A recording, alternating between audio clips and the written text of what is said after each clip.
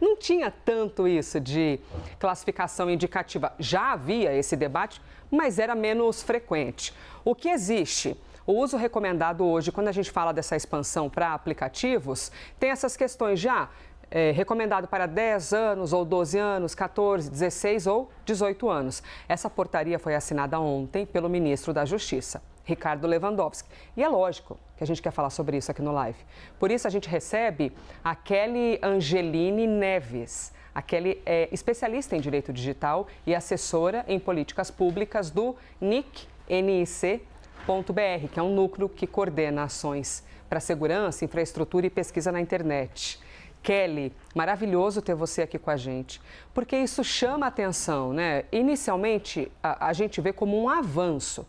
Eu quero te ouvir, é um avanço ou a gente está avançando meio capenga, assim, nem tudo é contemplado? Quero, de maneira geral, já entender o seu olhar sobre essa classificação indicativa A+.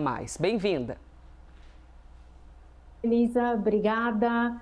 É um avanço, sim, né? Eu acho que é um benefício muito grande para a nossa sociedade. Lembrando que a classificação indicativa ela é uma recomendação para as famílias, para que as famílias possam ali optar o que né, que seus filhos podem ver ou não. E a gente tem várias novidades aí com essa portaria nova do Ministério da Justiça. Primeiro, que protege a infância, né? Traz uma nova classificação para menores de 6 anos, então agora, além de a gente ter a classificação livre, menores de 10 anos, 12, 14, 16 e 18, agora também teremos uma indicação para menores de 6 anos, tá? O que não é recomendado para menores de 6 anos.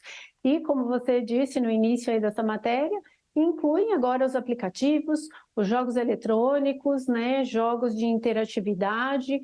Então, a gente vai ter ali nas lojas de aplicativos, toda vez que uma criança ou adolescente quiser baixar, a indicação, né, de qual é a idade adequada para aquele aplicativo, para que os pais façam esse controle, lembrando que esse controle é um controle pedagógico, não é uma censura, e decidam, né, se deve ou não ser baixado e utilizado. Bom, então nós teremos aqui uma ajuda para que os pais possam ter um apoio a mais, porque é muito difícil, né, Kelly? Essa coisa de quais são os limites. Eu estava outro dia conversando com uma mãe de uma adolescente de 16 anos e ela falou assim, Elisa, é um lance que você não, você acha que tem total controle, mas você não tem. Aparece alguém que pede para namorar, aí você vê que é uma pessoa que tem 40 anos, que diz ter 15, que começa a puxar papo, o adolescente não tem malícia para identificar algumas coisas. Então, na prática, você avalia que, além da ajuda, deveria haver, não sei, uma campanha para alertar os pais, que o governo possa ser mais eficaz no ensinamento, porque ter a ferramenta por ter é uma coisa, mas o letramento no assunto é importante para os pais entenderem a importância disso. Sim, mas antes até de entrar nessa questão da educação, que é extremamente importante, a educação e conscientização dos pais, é importante a gente lembrar também que essa nova portaria, ela trouxe um eixo a mais relacionado a essa classificação indicativa, porque antes era só avaliado sob eixos de sexo, drogas e violência. Agora trouxe o eixo da interatividade. Então, para classificar se é apropriado ou não para determinada idade, agora vai ser olhado também a interatividade.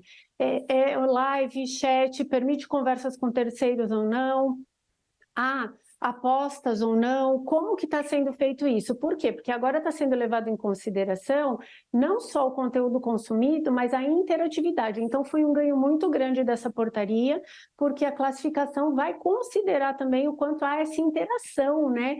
Que você acabou de falar, em que a gente vê hoje casos reais de crianças muito novas, e eu vejo casos de crianças de 6, 8, 10 anos, que interagem com estranhos, com criminosos online, achando que são crianças da mesma idade, e depois eles pedem nudes, pedem encontros presenciais, e a gente vê um monte de barbaridade acontecendo aí. Então, essa nova portaria, essa classificação indicativa agora, tem uma relevância muito grande em relação a essas recomendações para as famílias. Mas isso que você falou é extremamente importante também. A gente tem que investir muito em conscientização das famílias, porque muitas famílias a gente sabe que não tem a menor ideia do que acontece online, não sabe que a internet é uma rua pública digital e toda vez que o filho está com o smartphone com acesso à internet, é como se ele abrisse a porta de casa e acessasse a rua ali, correndo riscos e perigos e também oportunidades, porque a internet também é um ambiente de oportunidades, mas tem muitos riscos e perigos para crianças e adolescentes. E as famílias precisam saber disso, inclusive as famílias precisam ser instruídas da importância de se seguir essa classificação indicativa. Não deixar filhos, sejam crianças ou adolescentes, baixar aplicativos não recomendados para a idade, porque sim, eles vão ter acesso a conteúdos inapropriados e interagir, né, com outras pessoas e muitas vezes isso vai abrir portas aí para muitos riscos. E até se pensar na nossa infância, não sei, para quem tem mais de 30 anos, né, 30 a mais, aí 40 a mais, 50 a mais. Na nossa infância, às vezes, quando a gente estava, não sei, jogando videogame e os pais faziam assim, acabou, já foi muito tempo, que era muito importante. Mas o videogame, que também não podia jogar muito, não era essa rua aberta, né? Porque não era um ambiente que eu podia ir para qualquer lugar. Ele estava ali, o joguinho, sei lá, fazendo no Atari, jogando alguma coisa, Pac-Man, acabou, é aquilo. Você não pode sem querer conversar com um adulto, né? Ou sem querer ver uma imagem que não condiz com a sua idade ou aquilo que os seus pais permitam para vocês. Então, do ponto de vista do produto, que é o videogame, estava bem esclarecida essa relação. É isso que o videogame entrega. Eu quero projetar isso para as Big Techs, Kelly. Como é que fica esse... De um lado, você tem o governo colocando classificação indicativa. Como é que é a responsabilidade da Big Tech? Porque a Big Tech, o campo, né, o joguinho dela é muito mais amplo do que só um tema. Com um buscador, você vai para qualquer outro lugar. Qual que é a responsabilidade da Big Tech? Assim, tem países que limitaram a idade. Se você tem menos de tantos anos, você não pode usar rede social. Você acha que isso é muito severo? Existe um meio termo nessa responsabilização das Big Techs? Então, agora, a responsabilização das Big Techs está ali delineada no ECA Digital, a lei que a gente acabou de ter aqui no Brasil, né, incrível e que, assim, a gente tem que celebrar muito e ver os benefícios dessa lei, porque ela traz obrigações a todos os fornecedores de produtos e serviços que são colocados à disposição de crianças e adolescentes ou de acesso provável a elas, para que não só, né, façam chegar às telas delas conteúdos que sejam adequados à idade, mas que também evitem, né, façam de tudo para que não cheguem conteúdos que sejam inapropriados para a idade dela, como a gente vê acontecendo, né, estímulos e até por algoritmo de desafios violentos que chegam às telas de crianças e adolescentes, interação com desconhecidos. Então, toda essa responsabilidade, né, esse dever de cuidado, essa proteção integral que nossas crianças e adolescentes devem ter, que inclusive está na nossa legislação vigente, passa a ser obrigatoriedade das Big Techs, das plataformas de redes sociais.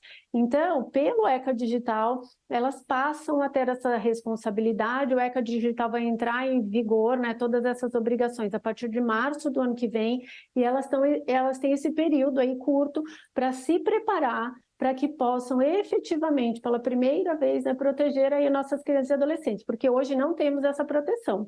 Hoje, qualquer criança e adolescente, por meio de uma autodeclaração, ela pode criar um perfil numa rede social e pode ali interagir, publicar, né, fotos ou vídeos, receber comentários, e a gente tem visto quanto isso é danoso para as nossas crianças e adolescentes. Lembrando que existe uma pesquisa do cetic.br, do nic.br, que aponta que 83% de nossas crianças e adolescentes no Brasil hoje, de 9 a 17 anos, têm perfis em redes sociais. E hoje os termos de uso das plataformas, das principais redes sociais, hoje que as crianças e adolescentes usam, estabelecem em seus termos de uso a idade mínima de 13 anos. Ou seja, nem isso está sendo cumprido. Tem muita criança e adolescente lá num ambiente que não foi feito, não foi pensado e não tem proteção para as nossas crianças e adolescentes. Então, agora com o ECA Digital e também com essas novas regras da classificação indicativa, esse cenário tende a mudar para que a gente possa proteger ainda mais nossas crianças e adolescentes. Você vê como é incrível a gente conversar com quem entende um assunto, quem está gabaritado, e compreender isso. Se é a partir de 13 anos, como é que tem criança de 9 anos? com rede social, postando as fotinhas. Eu já fiquei pensando naquele outro papo da adultização, do assunto, da lei, do FELCA. Você vê que amplo e importante todo esse assunto, hein? Kelly Angelini, especialista em direito digital e assessora em políticas públicas do NIC.br ou NIC, se você quiser pesquisar, NIC.br, tá bom? Kelly, obrigada demais. Eu que agradeço, foi uma honra participar aqui e falar desse assunto. Obrigada, obrigada. Bom dia.